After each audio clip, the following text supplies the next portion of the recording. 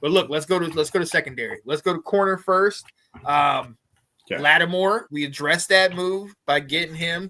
Obviously, he was injured for the first 4 games, but when he was able to come in, mixed reviews, good and bad. But one thing will say is that when they went up against teams that didn't have maybe that quality, that top tier receiver, or if it wasn't Evans or AJ Brown, that type of stuff, Lattimore was legit. Lattimore did what we expected him to do. We talk about that Saints game that he came in. They didn't even look his way. You know what I mean?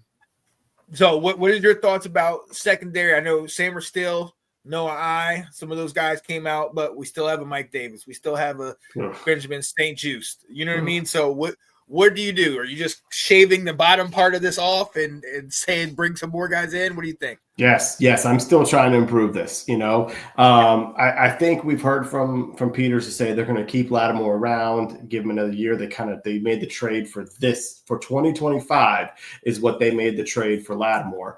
I think what's going to be really interesting is what do they do about Mike Sainristil? He was impressive as the outside corner, more so than I thought he could be. But they also drafted him to play inside. And, we were hearing from Alex, and Alex is like, he only played inside for Michigan. So what do they do there? Do they say, hey, we want to put this guy in the position that we drafted him to be in?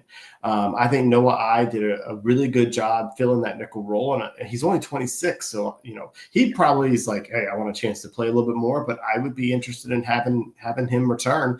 But I think you need to bring in some more talent here, whether it's if you make the decision to play Sainristil on the inside, I think one of your first 2 picks needs to be a corner, because you're drafting a starter to come in as your second cornerback.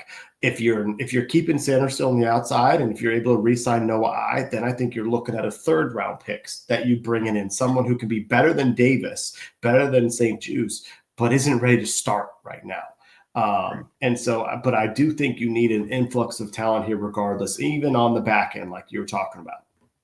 Oh yeah, and this is where I'm focused on the draft. This is where I'm really looking draft heavy. I've talked to you about a couple of guys that I have my eyes on, and that I would potentially even move up for, just because this position, if we can lock, yes, there's a guy. Tell him who you're dreaming about. Will Johnson, baby. Yeah. Will Johnson. If we can move up to get this guy and pair him with his Michigan Wolverine brother, okay, and Mike Sainristil, to have that 2-headed come on, man. That'd be ecstatic. That is almost as exciting as Myles Garrett. I mean, that is equaling what Philly did with their cornerback. Right. So yeah, I'm all on board with that. I'm just trying to stay realistic here. Yeah, right. The chances of that happening slim to none. But I mean, that I would want us to look in the draft and let's get these guys on cheaper deals, guys that we can kind of bring in and mold in our direction. One of the things I loved that Lattimore did for all the stuff I said negatively about him, even when he was hurt, when he first came in, the first thing he did was try to talk to St-Juste, try to talk to Noah, try to talk to that secondary and teach them, okay, this is what you're not doing, this is what you need to be doing, and kind of work with them. And that seems to be a theme around the team. You have youth, but you also, behind these youth, you have almost coaches on the field where it's veteran players that have been around that can talk to these guys and kind of lift them up. Okay, you go here, you do this, X, Y, and Z. So let's get some young guys in there, preferably that have played together, and see if they can't mesh and work together. And if we are able to get that front 7 set up, that will give us the amount of time that we need. If we looked at this season, we didn't have a great secondary, period. We didn't want daggone St-Juste on the field. Davis couldn't stay on the field because he wasn't great. Obviously, we know Forbes got cut midway through. When we look at this, the reason why we weren't getting gas for 50 and 60 points is because that front 7 was creating havoc. Maybe not as much turnovers as we needed, but they were definitely at least getting to the quarterback and doing something there. And it gave our secondary a little bit of time so that now towards the end of the year, you start to see Micah Sainristil get more comfortable and he starts to take a couple shots, make some open field tackles, really start to gain his confidence. And you started to see that with certain pieces of that secondary. So, and if we can do that, that I want to, let's keep building up. Let's keep that the veterans up there and help them teach the youth, build that stuff up, and just keep that cost down. That this is the place where I'm really focused on in this off season, man. Yep, definitely. So, all right, now what about secondary? I mean, safety. What are you thinking? I know your boy Quan and all that. What you think? Well, Quan's an all-pro, so we're good there. I think at this point we're only, if we need anything, we need backups. It'll be interesting to see, do they re-sign Jeremy Chinn? I think it's a great possibility. Or does Adam Peters go after his dude from San Francisco, Hufnaga, however you say? Oh, he's a baller. Wouldn't mind that.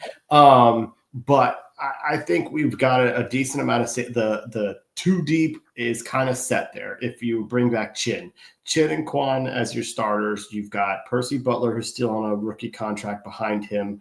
And then you've got Jeremy Reeves as a special teamer. So maybe there's a spot there because, Derek Forrest would not be re-signed. Am I missing anybody? Chinn, Butler, Quan, Reeves, Forrest. So I think that might have been all they had. So I think there's a spot for a late round draft pick to develop that type of thing. Unless they, Dominic Hampton. We don't, is he linebacker? Is he a safety? Does he take the spot of Derek Forrest? We're not really sure.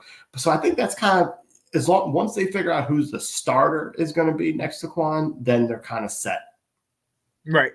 And I think this is the place where we can kind of, like you're saying, let's see how all the other chips fall, and then we can kind of make a play on this, because this is another group that got better as the season went on, so much so that we see in the playoff game where Quan Martin has far be it from me to talk any crap about him now. I mean, hey, your guy, he said he was going to have a meteoric rise. Hey, he did. He balled out. So, to your point, I'm really focused on everything in front of this.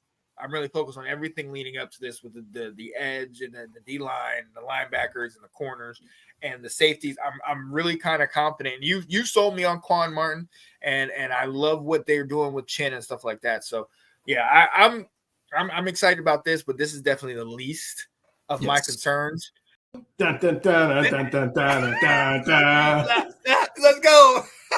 The Washington Commanders. There it is.